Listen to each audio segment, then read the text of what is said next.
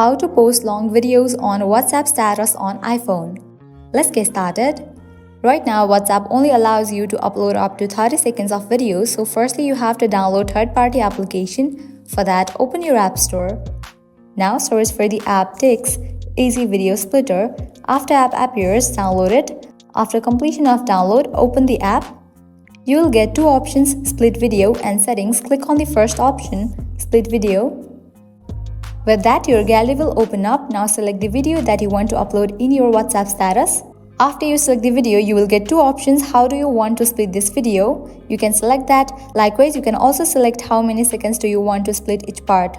After you select that, you can click on this option of split. Click on proceed. Wait for a few seconds. After completion, you will get this kind of pop-up success. Now you can click on this option of show all.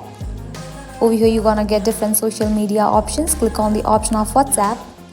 At the very top, you'll see the option of My Status. Check in for that option.